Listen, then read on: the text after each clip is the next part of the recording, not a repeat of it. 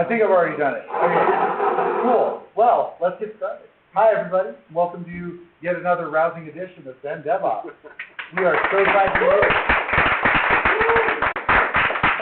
All right. Cool. So to get started, first off, the space has been gloriously provided by BendTech. BendTech is that space in there as well as this space in here. We have desks for rental. We have chairs out here for rental. There's great Wi-Fi. There's adequate coffee. Hotly debated adequate coffee. And, it's run by our good friend Jason here. Jason, you want to tell us about the Logging Path? So we're a nonprofit that focuses on first building community and helping you if you're a remote worker and you want to kind of take the transition to being an independent contractor or a self-employed person, or kind of start your own company. Even more importantly, we help kind of guide you and give you the resources to go from being the remote to the independent IC to the main chair. We've had some pretty significant successes over the last several years with companies coming out of us that have raised like $10 million plus in venture capital. Have had $10 million plus exits. So you can sit out here for $100 a month, which is kind of cool because we have access to just kind of conference rooms. You can use the call rooms. There's coffee. There's beer. There's relatively okay people. And then you can also go to like flex desks, which are 8 to 6, or dedicated desks where you have a badge to come in 24/7.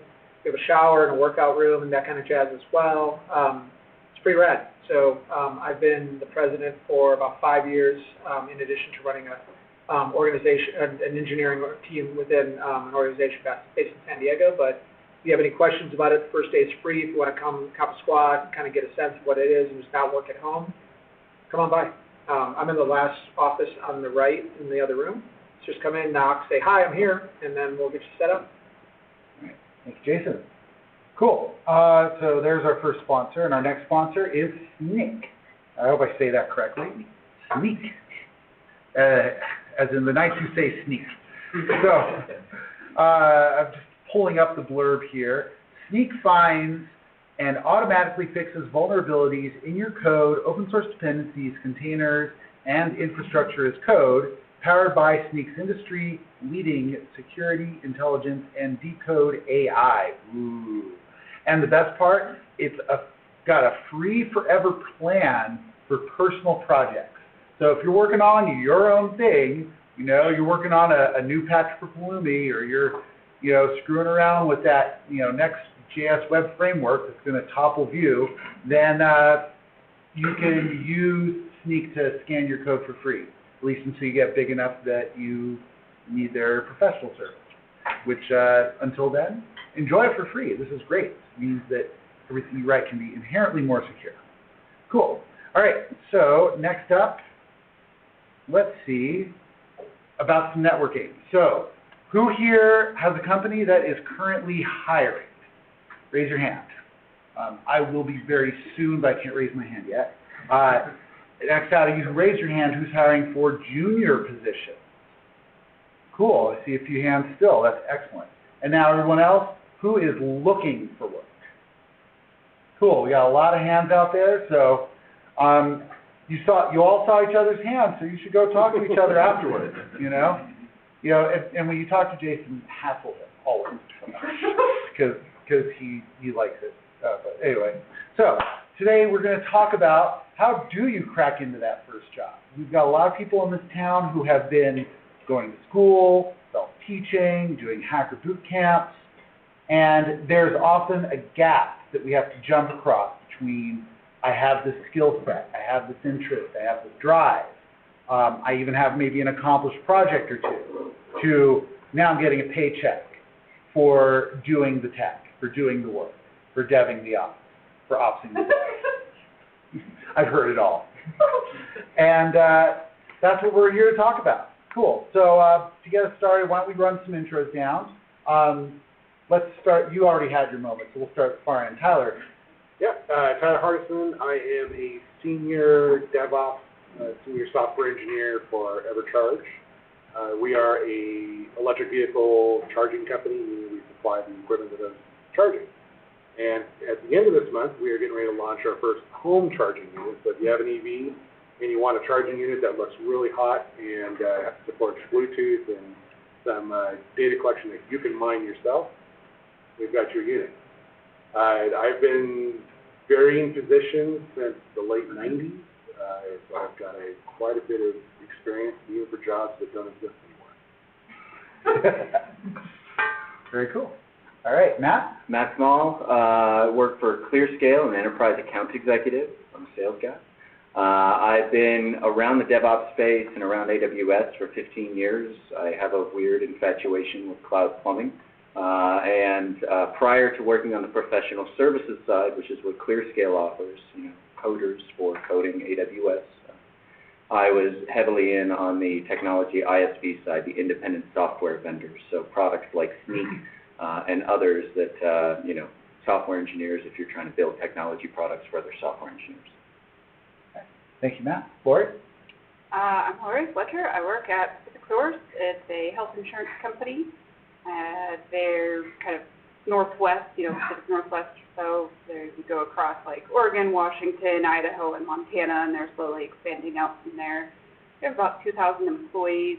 There's maybe 200 or 300, or we have 346 ITIL licenses in service now, so that's how many people do some kind of IT work at PacificSource.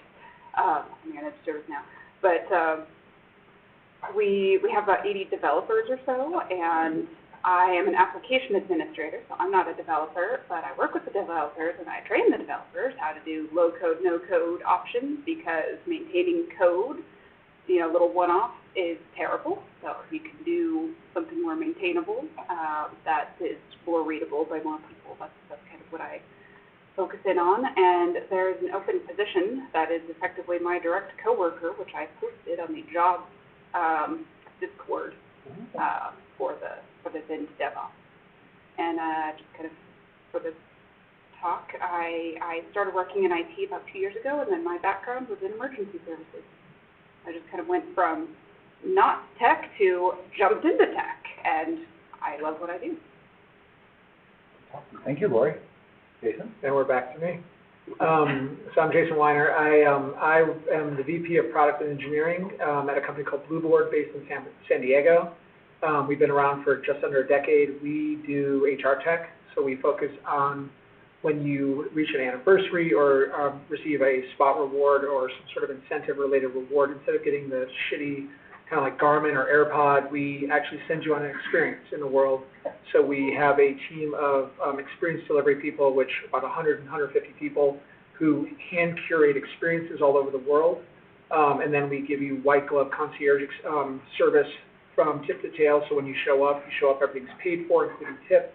And that ranges from $150, so mani-pedi, massages, yoga, all the way up to $25,000, where we pick you up in a black car, put you on a private plane, put you at a table with chips, and you're James Bond for the day. We do that for companies like Google and Amazon and GoPro. We have 650 logos. We send 5,000 people a month into the world. We've sent 250,000 people into the world, and we do about 40, 50 million a year. I run a team partially based out of BendTech, so I have a team of 3 here, as well as 2 contractors, and then I have another 12 across the United States.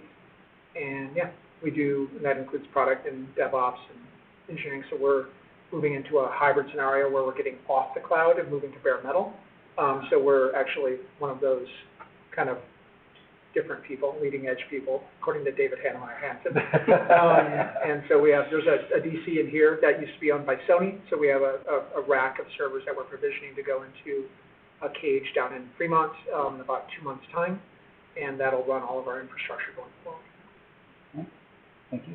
Cool. How do I get the James Bond package? Find a really kick-ass employer that's not me. Was everyone here gets it? Right. All you got to do is sign up. Make sure your company signs up, and you'll definitely get it back. Look under your chairs for the envelope. Yeah. So obviously we have a broad spectrum here of background, of history, of types of position. We've got some IC, some leadership, some sales, some recent career transition even. So you're going to get a variety of different responses to different questions here. So, I'm going to prime us up and ask a few questions, but you'll have a chance to ask whatever you think you can. And so please get as much information out of these brilliant folks in front of you tonight, okay? So to get started, and I'm just going to kind of ask this generally. I'm not going to ask anyone in particular. So whoever wants to jump in and answer, go ahead and jump in and answer. So let's start with one of the one issue that I see a lot is people ask me about how to get noticed. So I've got a resume, I've maybe got a degree, or maybe I don't. Maybe I'm just getting trained up and I have this cool project, but I'm not getting any calls back. I'm just submitting applications all day, but nobody's calling me back. How do I get noticed? How do I then actually get myself to where recruiters, hiring managers will actually start to call me back? What do I do? So I'm just kind of curious. My application process was heavy, like, within the last 2 years. When was the last time you guys applied for a new position? That might kind of... This year. This year? Okay, Yeah. Very recent.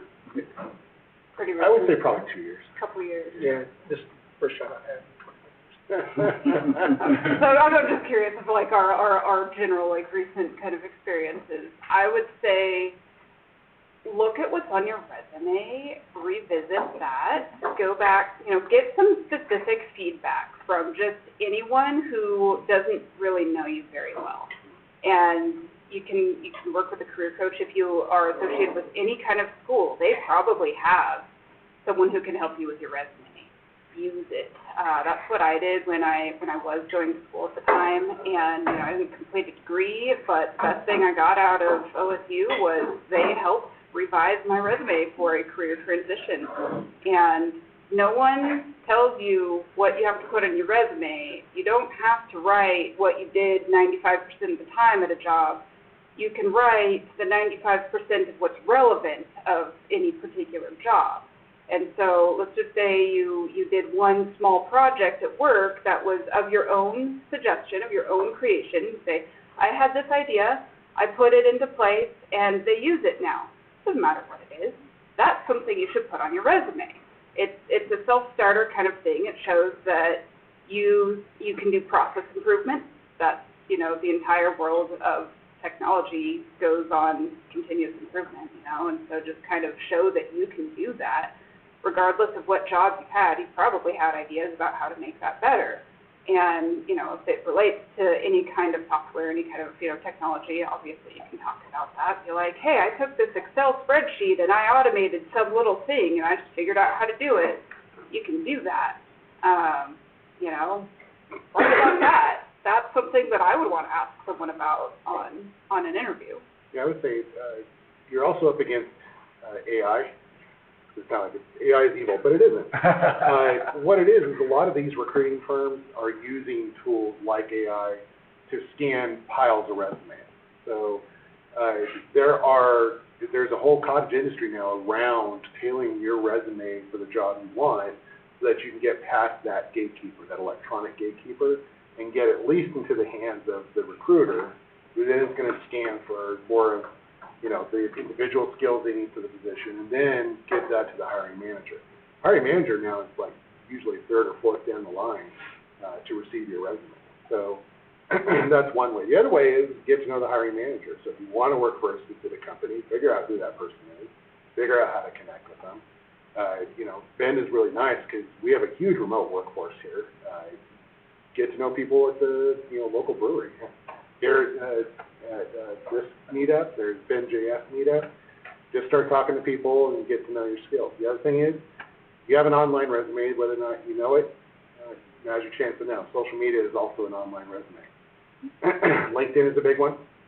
Tailor your LinkedIn profile.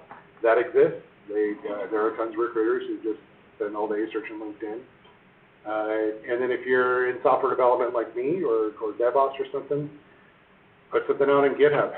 and just start, putting yourself out there. No matter how bad you think your code looks, if you're going for a junior position, they're not really going to care. The fact you have something out there and it works, they're probably going to grab you over something. Even if it doesn't work, because the recruiter probably doesn't speak code. They don't know if it works. They're going to be like, oh, you know tech. You got a contribution every day. So social media is a huge part of your resume. It's not just a thing that sheet of paper. Yeah, I think there's I'm going to throw a little wrench in that. So one of the things you need to think about when you're looking for a job is what do you want to do? And where do you want to do it? So like there are companies out there that are values driven. There are companies out there that have a mission associated with, like there's hydrogen, there's green, Walworths with green tech. So so decide where you want to go, and then one of the biggest trends that you see, even though it's not really AI, it's still using graph theory, is how do you influence the people that are going to make the decisions? Like the hiring managers are neat, but really I don't use my people anymore. So when I recruit person to person.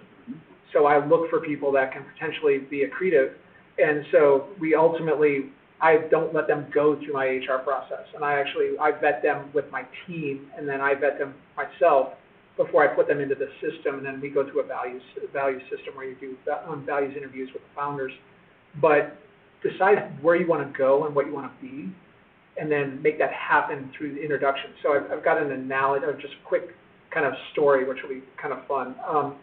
Buddy of mine, I moved to San Francisco at the beginning of the Web 1.0 world, and he was a Ivy League graduate, smart kid, way smarter than me. Couldn't get a job to save his life. So he put a sandwich board on and went in front of Bank of America Plaza at the foot of Market Street and handed out resumes. And he handed out resumes to anybody would take it. He ultimately got a job for a short amount of time as an advisor at Sutro and Company, which was a financial company. But what parlayed that into was meeting a man named Mark Goldstein, who created a company called Link Exchange that sold to Microsoft. And Mark had an engagement with a small company called Netscape. And he was placed as a contractor in biz dev at Netscape right before they IPO'd. And then from there, he was working under a man named Mike Homer and a man named Omi Kordestani, who quit because there was this other cool company that just started and became one of the first 10 people there. And so by doing this interpersonal, like meet this person, go where you want to go, he became the 13th person at Google and stopped working for the rest of his life shortly thereafter. But you decide where you want to go. He decided he wanted a job. He wanted a job in finance, but then he decided he wanted a job in the tech business. And then there was no tech business. There were no recruiters at that point. Nobody knew what they were doing. So he found this man. He got introduced to him. This man put him into another thing. Those people put him into another thing. And now he's worth, 9, 10 figures. So decide where you want to go and then visualize how you're going to make it happen. And it's the connections that you make that are going to get you there. So I guess hopefully it's a good story. That's cool. Go ahead. Clarifying question. Do you have any advice on how to decide where you want to go? What do you like doing? So far back, but Yeah. it's so vast. There's so much Back to end learn. is vast, and it's also pretty consistent. Yeah. But then I come here. Oh, yeah. And I go. The beauty of what we do is we don't always have to choose. Yeah. Okay. We can change our mind. I remember having this discussion with a coworker of mine ages ago who was an intern at the company formerly known as Twitter. And he was brought in to work in InfoSec, and he was telling me, oh, gee, maybe I want to go. People were telling me, oh, you're in InfoSec, you should stay in InfoSec. And he said, well, maybe I want to be a database engineer. I said, don't let anybody tell you what you want to do. You do what you want to do. That turned out he ended up sticking around with me in InfoSec, and we had a ball together, but he got the opportunity to explore it through his internship.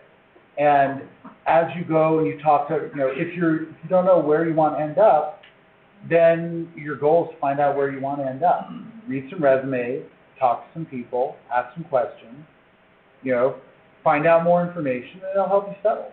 You know, like me, when I first got started, I learned that I was generically a very good diagnostician. And I say generically meaning like I learned how to, tweak on cars from my dad as a retired mechanic. And he was really good at being able to say, that sound is most likely one of those 5 things. Let's go through whatever the easiest one of those 5 things is. And I basically use that process when I'm troubleshooting production systems nowadays. I say, of this alert, it's most likely one of these 5 different things, and I'll walk through it. So I get to be a mechanic sitting in front of a desk all day. It's kind of cool. So where's the stethoscope too? We have another question in the back, and then. I thought it was a related question. So I had a slight deviation during COVID and ended up mentoring undergraduate students at WSU. And one of my favorite things to tell them was learn what you hate, learn what you love to hate. I remember my undergraduate, I was with nurses, and they would come home and be like, this patient puked all over my shoes, right? And then they would tell this story to me about we had to learn about this awful public health situation where logistics and computers and, and I was like, no, that's not cool. I would love to tackle those problems, right? And it really became the nurses really loved to tell horror stories about patients that puke on their shoes, the worst day, right? Well, I love the worst day of the tech logistics person. And so that was something that I really passed on to students when they found, because we all love everything, right? But it's what do you love on the worst day to hate and get through? All right. Cool. I don't know how to phrase this as a question really, but fire away. It sounds like what you're saying is you need to go deep on something, and the best way to do that is to go deep on something that you love, because that's what's going to hold your interest. Not necessarily. Yeah, it could be. I mean, if you love being wide and thin, that's fine too, because then you're polyglot. Then you can solve the front end, you can solve the back end, you can solve CI/CD. It depends on what you have a skill for. So if you can context switch on the fly, and that's a massively valuable resource, because when you're talking about planning, if you can do UX, you can do IA, you can do database, schema development. That's massively valuable. And then if you're able to shift immediately and say, well, here's how I'm going to build the REST API off of that. Here's how I'm going to structure it well so that somebody can consume it and the documentation is clear. And at the same time, you're going to say on the front end, here's how it's going to be consumed and then presented and styled in a way that's scalable. So now I've just said that I've created a very long run that's very thin, but now you're massively valuable to an organization. So then you can say, I can speak the language to the potential person that's going to introduce me to the person that's going to make the decision, the ICP, the ideal customer profile. What do you think is the best way to demonstrate that on at that resume stage? Don't rely on your resume. Yeah. At the end of the day, your resume doesn't mean a damn thing. If the resume it's a checkbox. It gets you the first call sometimes. Yeah.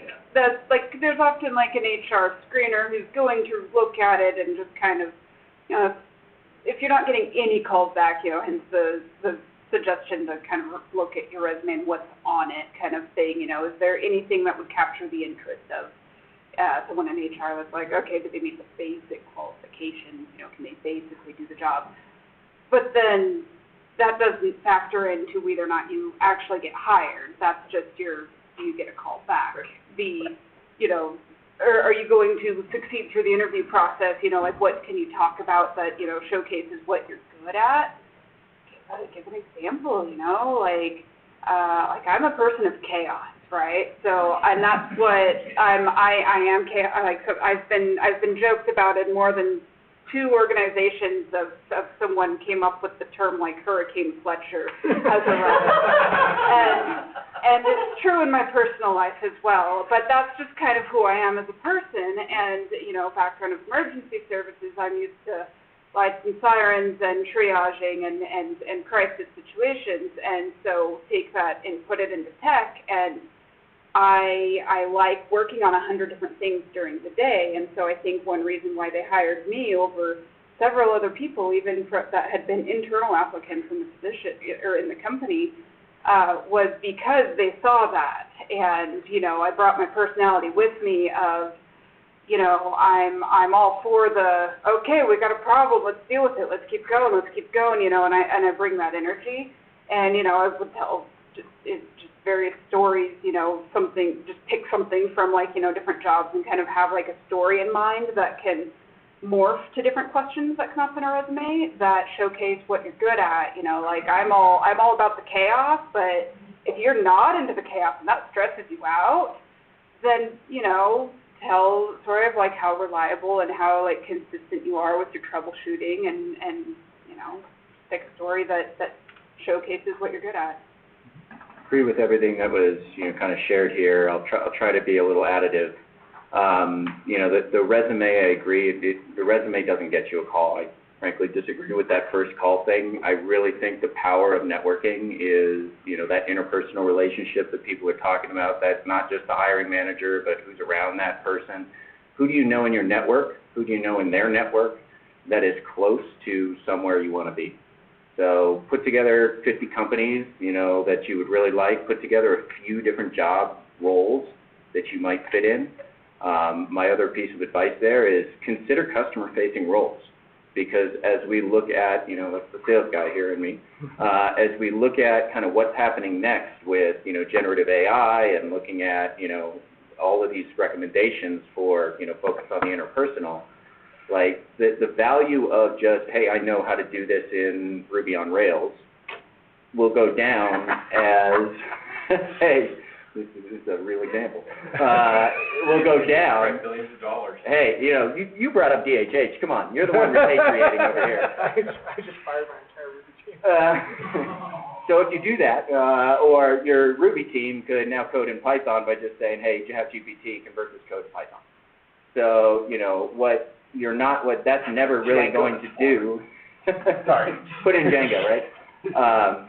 What that's not going to do is really benefit like the people, right? You know, think back to Office Space. I'm the people person. Like that's actually what the next generation is really going to require. It's those interpersonal skills. And my advice of how do I get noticed? Like, yeah, go out to your network, come out to events like this, look out for other events like this, go meet people, and then, yeah, like go look at their LinkedIn. Go see, are they connected to anything? Is this on my list of what I'd like to do? Is this a role that I'd like to, you know, find myself in? And then on the resume side, I really like the reverse resume. A lot of people put their professional experience up there first, but if you're trying to get your first job, if you're trying to transition to a new job, if you're trying to, you know, go on a mission, per se, flip it around. Put your mission statement up front, put your objective up front. I want to get a job doing exactly this. Put the reason why, customize it every freaking time. This, by the way, is after you've hopefully made some connection, like you're going to put a nice custom resume in their hand. Yes, that's still a process. And the other thing I really think is important is, like you were saying, those achievements, bring them all to the front. Don't bury them under your professional experience at the end of like, oh yeah, I got an award. Like, did you get it? You have to throw that up front, you know. Put anything you can think of. This project, I contributed that. I got this PR accepted on this massive open source project. Like, whatever it is. I was a homeowners association, you know, board member, personal one on my resume. But what is it that you can put there of your volunteerism, of your community involvement, of your interpersonal skills, to then support your mission to, you know, get that role to do that job? Yeah, there's a yes and there. So yes and, when you're pitching somebody for a first interview or first meeting, you want to think about what do they need. Mm-hmm. Like, so if you're not necessarily talking to the hiring manager, but you're trying to pitch somebody to pitch to a person who's going to be able to give you a shot at a particular role, decide what they need, and then, like, to Matt's point about like putting your accomplishments, whether or not they're professional or they're personal, in there. Think about what will resonate with the company that you're trying to go towards, and then always target it that way. And I have another story that's kind of interesting. In my first company I started 8 companies, and I raised venture for 2 of them. First was a web services agency in San Francisco during the Web 1 era. And so we were the agency of record for PowerBar and for Specialized Bikes. And we did a lot of stuff for Netscape. But we wanted to do the Olympics in 2002. And we knew nobody at Microsoft or MSNBC. And we wanted the deal because it was a big deal for us. And so we laid out this like big piece of like roll of fucking butcher paper on basically like a table like that. And every day, we had 40 people, every day we came in and we're like, we need to get to Peggy White. Peggy White was the Senior Vice President of Deals, of New Business at MSNBC, for Microsoft that ran MSNBC. Like, how do we get to Peggy? We don't know anybody. There was no LinkedIn at the time. So we're like, how do we get to Peggy? And so every day we would keep adding, we'd keep building a graph until we found out a way to get to Peggy. And we made a phone call. She took the call. We sent her basically a 6-inch by 6-inch custom mailer that said, here's what we're going to do for the Olympics in 2002. This was, in 2001, obviously, still. And she's like, okay, let's go. So that's the same in the resume process. We got the Olympics, we produced it, we had 1 million people a day come to the website. It was fucking awesome. So think about what you want to get, think about who you need to influence to make the right decisions, to make the pitch on your behalf, because qualified references are far more important than anything. And so customize your pitch. Make sure that what you're doing resonates with the target. And then be better than average. Like, be awesome, be yourselves, because you're going to have something to add value to that company.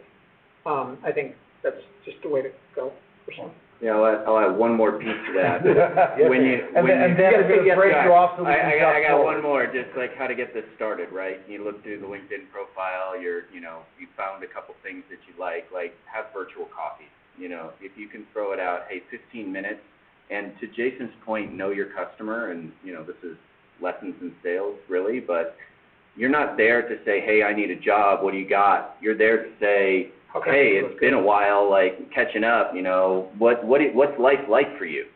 And then you're just looking for them to kind of tell you what their pain is, what they're working on, what are they excited about, what do they hate? Do they hate their company? Is that something you can help with? So what you're really doing is you're just trying to understand what's going on at that target company. And the other benefit of doing this is if you get them talking and you say, hey, you know what? I was just doing this kind of thing over here, or I used to be in emergency services, and I know how to jump in and take care of it. And, you're just kind of bridging that. That person that you're talking to probably gets a referral bonus. Yeah. So, don't go in the front door. Don't think you're doing anybody any favors by putting your resume in the system and saying, oh, hey, person over there, I put my resume in the system, can you go help me out? No, you just gave them, you just lost them the opportunity to make a couple $1,000 probably. They might get a board reward. They might get it, yeah, exactly. So there again, kind of think about what are the relationships that you're building? You're building a relationship with this person that you connected with, and now you're giving them the opportunity to make a couple grand on a referral bonus? Mm-hmm. Awesome. Yeah. Just real quick thought here. So think of any company you'd want to work for. 3, 2, 1. Name a company. What's that? Zoe. It's a veterinary company. Oh, okay. I've never heard of it. Okay. Well, let's close the scope a little bit. Think of a tech company that you might want to work for. How about you, Garrett? Name one. Which Garrett?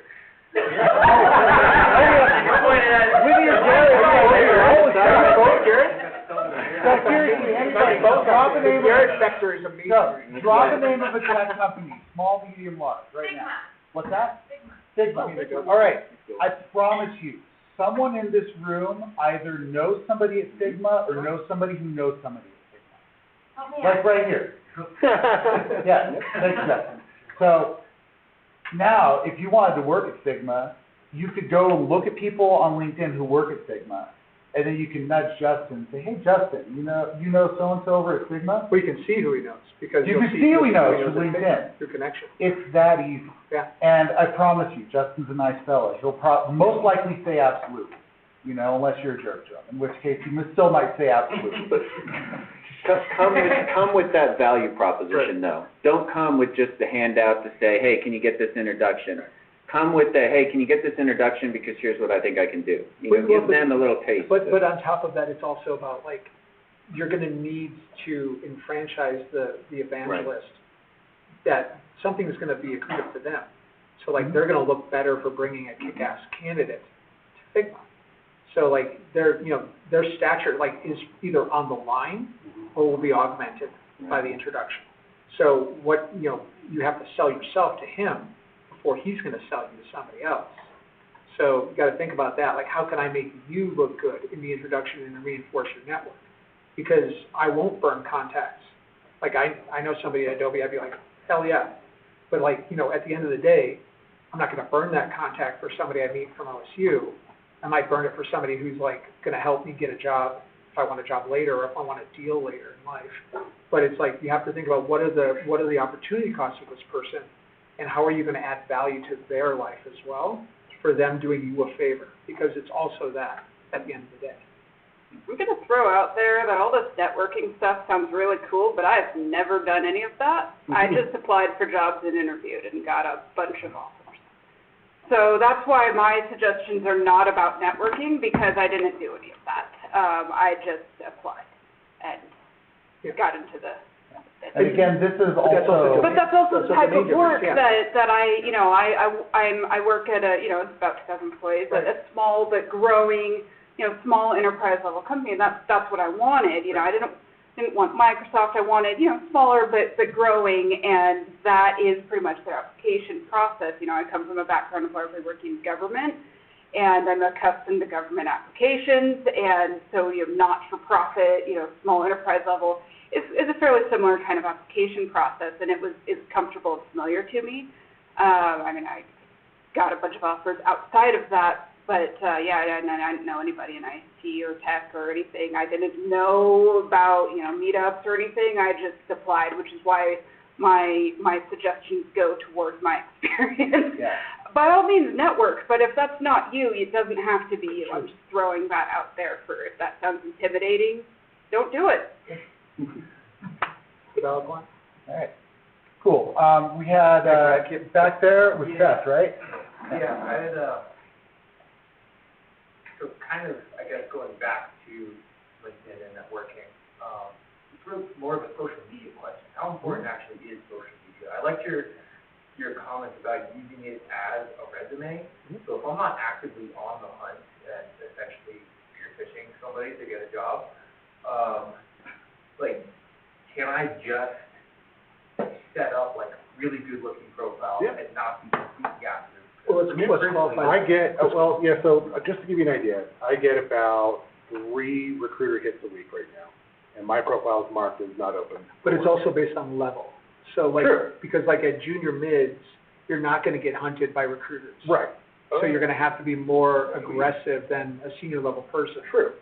But also having that information on there, because they're keyword searching all day long. Right. Mm-hmm. And so just because your experience profile doesn't show, you know, like mine, like 20 some odd years because I'm old, doesn't necessarily mean you're not going to get those hits too. Just make sure you have that skill set on your profile, and ask buddies, especially folks who have got lots of followers and stuff, say, hey, can I get a recommendation from you for this?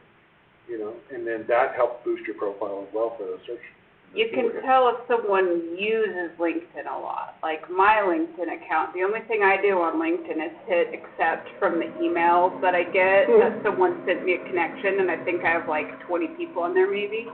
I'm like, I don't understand the point of LinkedIn. Again, like I don't understand networking that wasn't in the world that I came from for you know, for the industry. And so he's someone that you'd want to get in touch with on LinkedIn kind of thing, and you can probably tell by reading his posts. But I still get hit up by recruiters and stuff. I'm like, what are you doing? It's because it's a huge tool for them too. Yeah. You know, it's pretty much the only professional, although lately it seems like it's kind of a crap show, but it's the only professional social media out there, you know, to speak of, unless you go to like Substack or Medium. Those tend to be a little bit more broad and esoteric and harder to find people on. But LinkedIn is more, you know, about connections. You just start connecting people. Hey, can I connect with you? Hey, I did this work for you. Can I get a recommendation on this work? Even if it's not something related to what you want to do, recommendations stack up. So it is important. I would say it's more important for jobs in the tech space than it is if you're trying to go, you know, be an architect for building houses or something. It depends. I mean, But it does exist, so, yeah. I'm a stickler for business aesthetics. Like, that resume should look good. Like, don't have that one word on the next bullet point type of thing. Like, clean that crap up. You know, your LinkedIn profile, the same. Like, make it look good. You know, you want to have a volunteerism and there's no I just did this, by the way. And there's no, organization for it. Well, create a company page and, stick the logo and, now you've got something that you can kind of brand up. And it is personal branding. Yeah. And however you feel about it, like that's kind of what social media has done to us. And, my bias is consistency across social media. And, I favor LinkedIn because I'm a professional and it's a sales tool as well. Mm-hmm. But to your point, like recruiters spend all day on it. Mm-hmm. And so if you're tuning just for those hits, like, yeah, throw some keywords on there and then get that recommendation that talks close enough to what it is that you're trying to do, and that's just another tool in your tool belt. Now I'm curious where I may have lost my tooling because I was getting 2 or 3 hits of recruiters a day or week, month, whatever, very frequently, up until like basically the beginning of the year. Yeah. And then it all just dried up. Yeah. So maybe I need to go Well, do a there little was, polish. so to keep in mind what's happened since then Right. too, we've had a little bit of inflation spike in there. Yeah. We had a lot of layoffs. Recruiting So got a lot hit of those hard. recruiting stuff, those people who you may have talked to like a week ago are no longer in recruiting. Yeah. Yeah. So they took a hit. So I'd say this year has been my slowest year from that constant stream, but it'll pick back up. Yeah. It always does.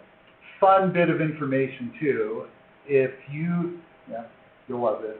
If you look at companies that are hiring recruiters, they're getting ready to hire talented workers as well. Not that recruiters aren't talented, but the point that, when a company is making a bunch of money and they know they've got some growth coming up and they know they're going to be expecting to have a surge in headcount, they're going to hire recruiters.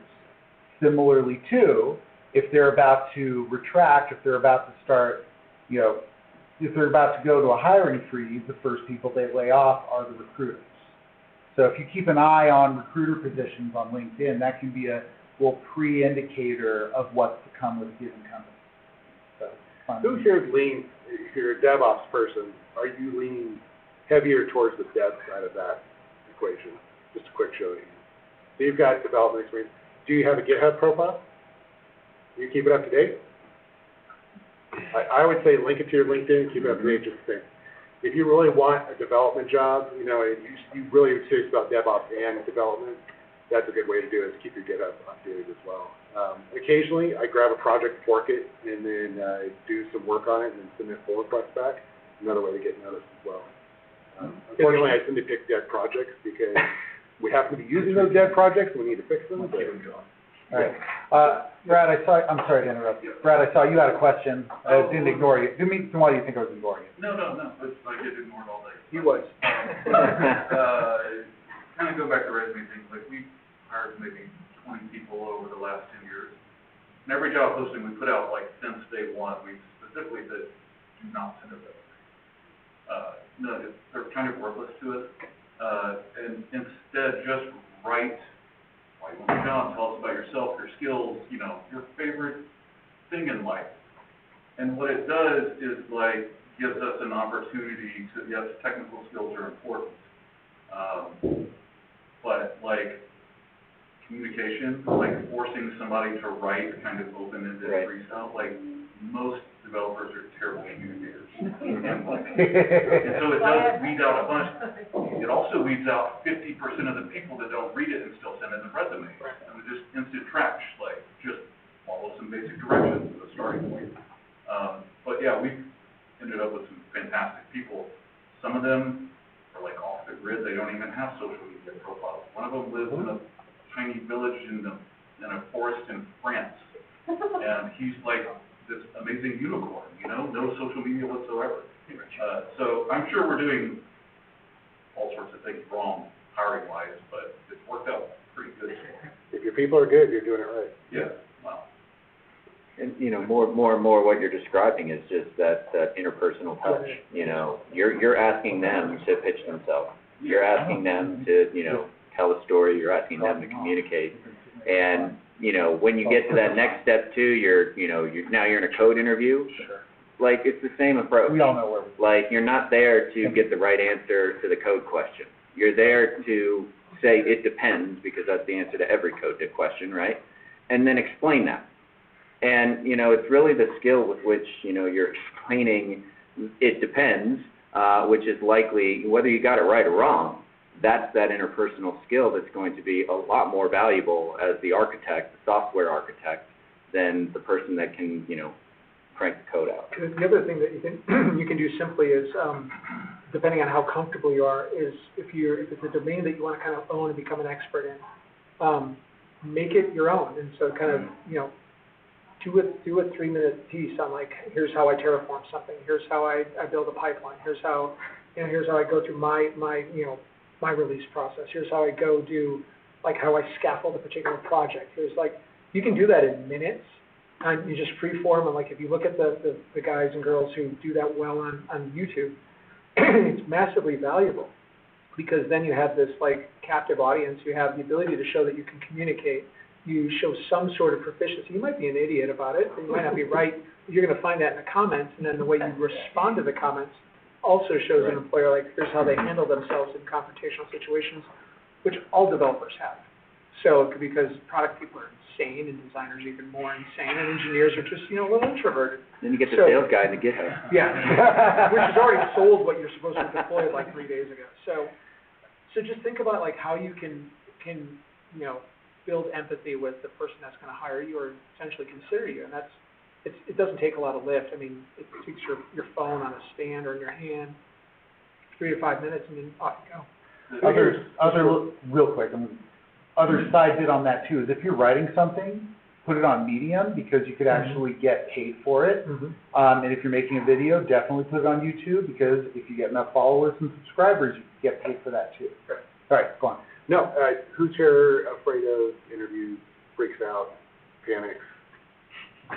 Oh yeah, that was actually going to be my next run of questions, was about interviews. I'm pushing the hard. I had like a whole list of questions, and we all smashed through that just in the discussion of the last half hour. So let's talk about interviews. Yeah, so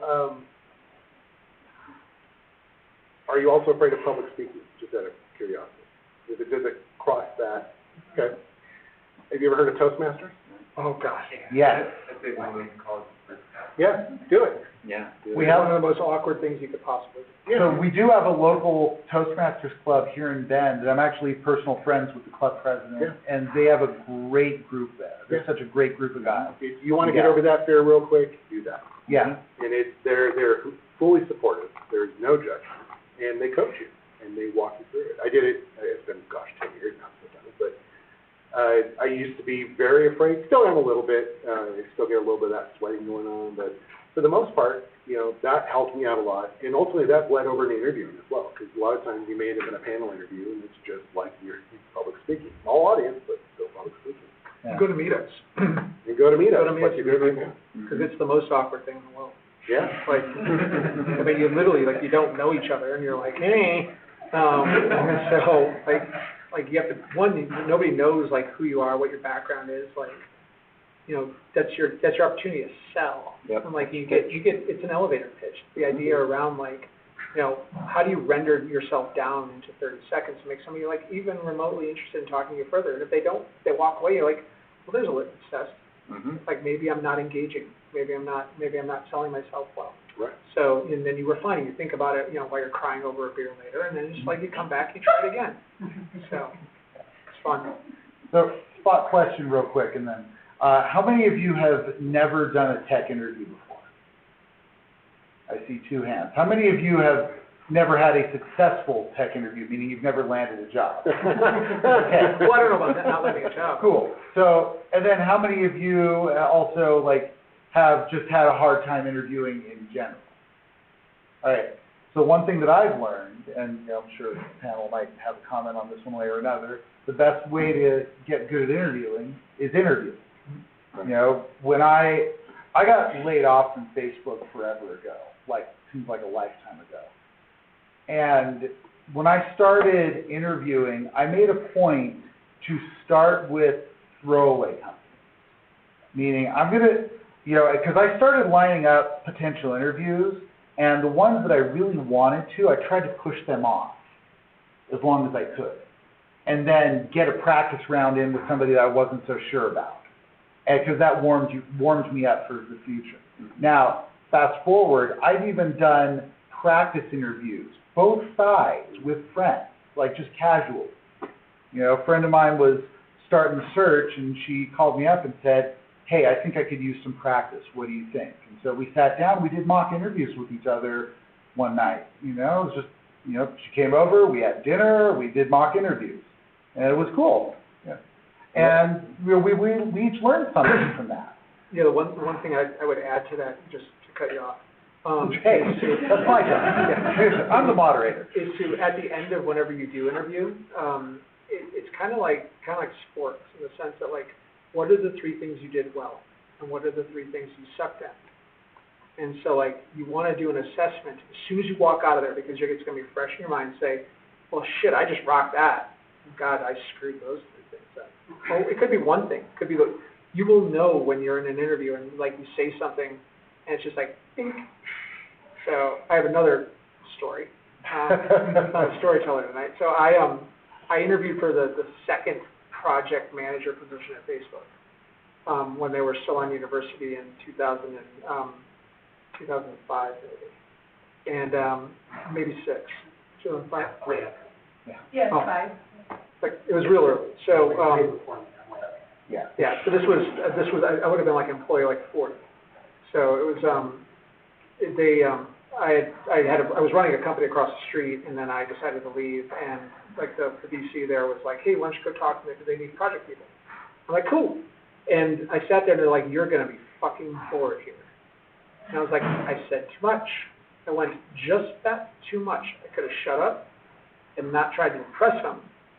But I was also like a, hubris CEO coming in, and was like, they're like, there's no place for you here. So like, think about the limit. You want to push the limit and impress, but you don't want to position yourself out of a position. So, yeah. So it's, I love the practice interviews. Like, worst case scenario, you did fantastic, and then you say no to the offer, right? Like, not a bad situation for you. You got practice, and you got, great feedback. And, so I think, like, that's another important thing. Like, you don't have to take the job, even if you do progress. So, you can go a little wider, get a little more practice in. I really like that approach of, don't burn your top companies first while you're still figuring out, what resonates, through that process. So don't be afraid of contract tech work. yeah. That's where I started. And so when I went from emergency services, just jumped into IT. Emergency services, I went through a bit of a downfall and learned what PTSD really means to live through, and I couldn't envision another day at my job. So I applied for a bunch of places, hence I didn't go through the networking process because I was like, I need to not go back to this job ever again. This isn't good for me.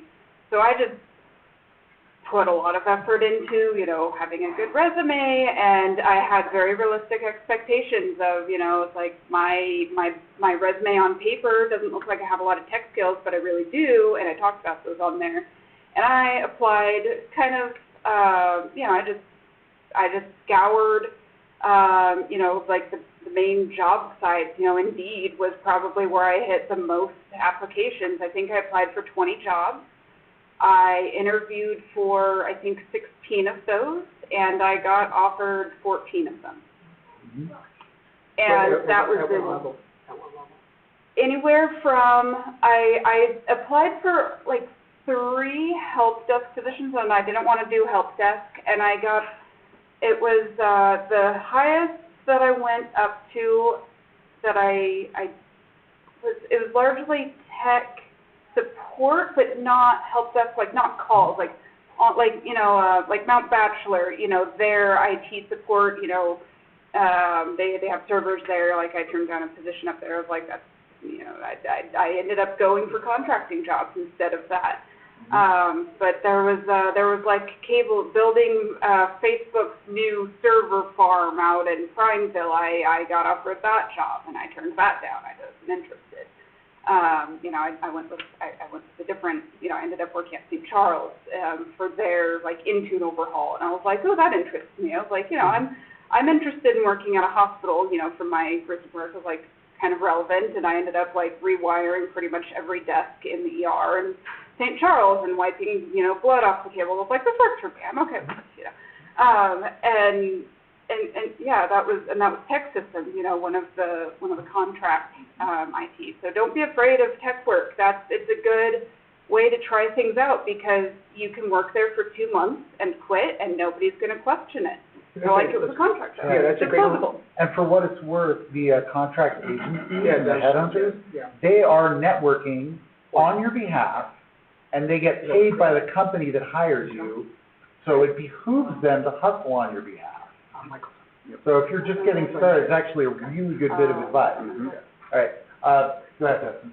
So, with the folks here who have experience, there's somebody here who's done interviews. I've done more than 500 interviews myself. I can help with mock interviews and talk people through it. But one of the biggest things I learned when I interviewed it for Facebook in 2012, I bombed every stage of that interview process and then I got off. It's never too late to turn around an interview. During tech screen, it was a horrible question, but he asked me to reverse a linked list, and I freaked out because I couldn't figure out what he was trying to get me to do. Because it was too simple, and it was so simple, he just wanted to get through it to get to the next one. I took up the whole time, floundering. I get finished, and I'm like, do I actually know how to code? Have I Never work at MySpace. Yeah. And I immediately reached out to the recruiter and I said, I bombed that, and I don't think my performance in that interview reflects what I can do. And he got back to me, he was very nice, immediately. He said, oh, we'll wait for the feedback to come back, I'm sure it'll be fine. An hour later, he said, you bombed that. But me being proactive, and the guy said I communicated well and I was open and I wasn't like angry about it. I was like, I didn't do well. So I got something where he connected me with somebody closer to what I would actually do. And we had a great conversation, and so I was able to move on to the next stage. When I came on site, I interviewed Dostop. He's somebody who I ended up working with on my team. And he asked me to do some loop code type thing, and I was floundering a bit. And about 3/4 of the way through the interview, he stopped me and said, wait, tell me what you're trying to do. And I explained it, and he said, that's not what the question is. That's like 90 degrees off of what the question was. Here's what I was asking.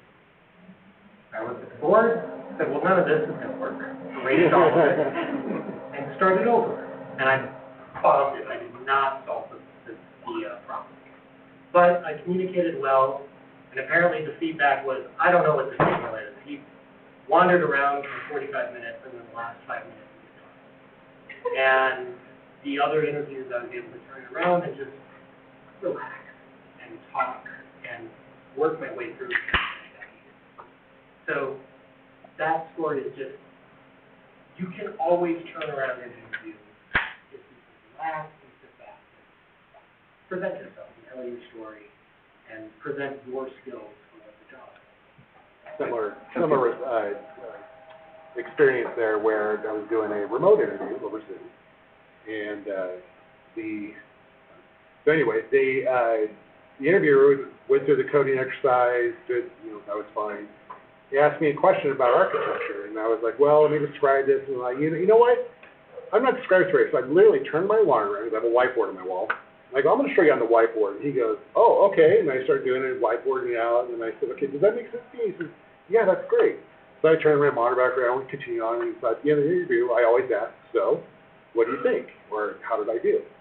And he goes, you're the first candidate that ever turned your camera onto a whiteboard. And I'm like, so that's what got me the job. He was just impressed that I was like, you know what? I'm not explaining this very well. Let me just change the medium here and do this differently. So, yeah, don't be afraid to step out a little bit, too, when you're doing these interviews. All right, so it's almost 7:30, and this is usually when we try to wrap up by, so we can have a little bit of social hour afterwards. So before we wrap up, is there any just pressing questions that you want to ask our panel? I have a question, actually, for everybody else that's not on the panel. Who is looking for, like, junior mids type positions? Mids positions and up? Like leadership type, management? So in the junior mid-range, and this is also Seth, right? So I piloted the student consultancy thing with OSU Cascades, where we took on people from academia and put them into an internship, and normally it was a 6-month deal. We've also, some of the people I've hired here, we've also put on like 90-day type internships. One of the really great things you can do if you're not going to go to a tech systems, which I highly recommend going to a tech systems because it's a great way to have somebody evangelize on your behalf and market you, which is all we've talked about in P2P type marketing and getting your LinkedIn kind of curated. But if you do an internship, it'll suck. You might make 20 to 40 bucks an hour for 90 to 180 days, but you'll get an opportunity to prove yourself in a low impact, high learning value scenario. So two of my guys that sit at the pod out there, I brought in as 90-day contractors first to evaluate them. So if you have the opportunity, so the very first person I took from OSU is a girl named Chabelle, who's awesome, and she was at the top of her class. And she came to me, she worked for 6 months. She ended up going to work, got her clearance for Northrop Grumman, sent shit into space to kill people, and then went on, and she's now a principal I think she's a principal or a 2 at Slack, and she's done very well. And so but she went from like no prospects, or there were no job opportunities for her coming out of OSU, because it's hard to break through the noise when you're coming through, you're trying to break into a junior mid-level position because don't have a lot of experience. So if you can go in and say, well, fuck it, I'm going to go like learn, and I'm okay, I'm humble, I'm going to learn as much as I can, and I'm going to go kick ass, I'm going to work 12, 14 hours a day if I want to. If not, I'll do what I've asked, maybe a little bit more, and then get it and prove myself, and then I get a full-time position, and then I can parlay that up and up and up. And we did that with 3 people from OSU before the pandemic. We've done it with 2 since in the last year. I highly recommend doing paid internships, not unpaid internships. Never do an unpaid internship. Venture capitalists love unpaid internships, and they're the remora of the world. But if you can get a paid internship, somebody will pay you to teach you, and that's awesome. You're going to learn best practices from people like this. You're going to be able to do cool things, and you're going to net out with the experience. Even if you don't continue with the company, you're going to be able to go on and do really cool things in the world, and it'll also reflect in your personal projects, because now you have this like momentum that you can build on for your career, and that's pretty rad. So, all right, cool. So I was going to ask for parting thoughts. That sounds like yours. That's mine. Okay. I won't talk to you. All right, Laurie, do you have a parting thought for us? Kind of summary, what everyone else is saying, and kind of figure out not necessarily what you want. If you know what you want, cool, go for it. If you don't know what you want, pick a starting point. You know, my starting point was I don't want to work in help desk. I don't want to answer phones, but I was happy to do in-person, desktop support, basically. Like, yeah, sure, I can go into your computers. Sure, I can do that. That was relaxing. That was easy for me. I was like, that was, it was a step down in pay, but it was into the world of tech and IT, and I learned I did not wish to remain with that employer, and then I worked at a different employer, and I did contract IT for maybe 5 months total, maybe only 4. Maybe it was only 4 months before I, got the offer of the job that I'm currently at, and I'm really happy with my current job. Just kind of figure out a starting point. It's like if you don't know what you want, then just go do something. Don't be afraid of contract work. You will learn more in 1 month at a contract IT job than you will not being at that contract IT job. I'd say, I guess, to add to that, even if you know where you're going, be open to how you get there. Consider alternate paths. Consider just, hey, maybe I am getting that, help desk job because that's the one that's offered and it's close enough to this other thing that I'm looking for. So just, consider, and then, in that context, you are not the company. You will maintain an independent identity before, during, and after you work for that company. So everybody loves, especially tech companies, we're family here. There's no family. As long as you're working for somebody else, like, The that's family's what at you're home. doing. Your family's at home, that's right. So, just remember that, if you take a hit, you get laid off or something happens, like, that's not your identity. That's nothing personal. That's not, something that, you did. That's business, that happened around you. And, you can still take those transferable skills that you learned. You can figure out how to bolt on other transferable skills to that next thing. And yeah, again, just be open to, kind of how you get there. Other thing, you miss the 100% of the swings you don't take. So, yeah, there's a strength in numbers here. So put yourself out there, talk to people, do things online. Like I said, coming from a dev experience, put yourself out there on GitHub and, grab open source projects if you're really serious about it. Yes, take some time after work to do that, but certainly do it. Social media is important, and for better or for worse. Stay off the big players like Facebook and TikTok. But yeah. Have one, because they will check. Yeah. Like mine's just dead space with an AI picture on it. So one thing about what Matt said about don't take it personal, people don't really realize that companies are organisms. They need to eat, they need to breathe, they need to grow. You're part of that process, but you're not mission critical to it. So if you don't work for that formula, you're not going to be part of the formula.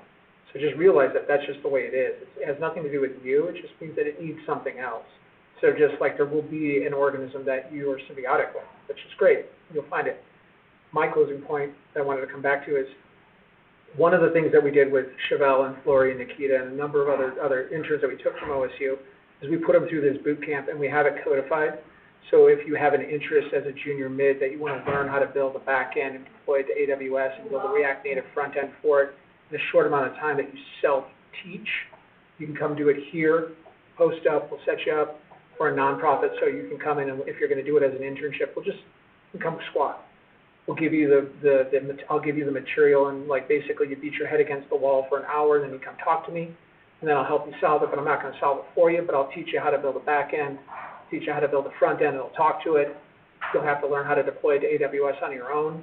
And by the time you're done, you're going to be able to walk in and be, well, this is what I've done. If you don't have anything on GitHub, to Tyler's point, you will by the end of that.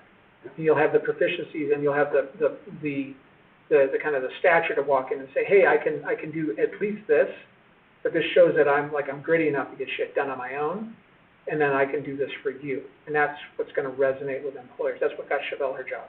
That's what got Laurie her job. That's what got Nikita her job. So think about that if you want it. It's an open invitation. It's free.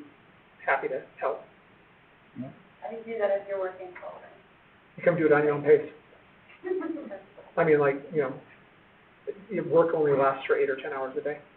So it's literally a PDF, and I'm like, here's for the endpoints. Here's the schema.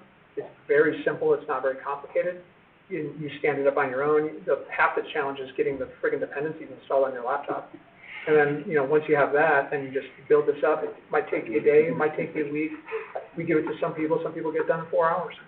But that'll give you the ability to say, well, I have a REST API that I built in Python. I'm a pundit for Python. So, you have that, and then, provision something in React Native real quick, and off you go. So you can literally do it. If you can't dedicate full time to it, you can probably do it in a week or two, easily.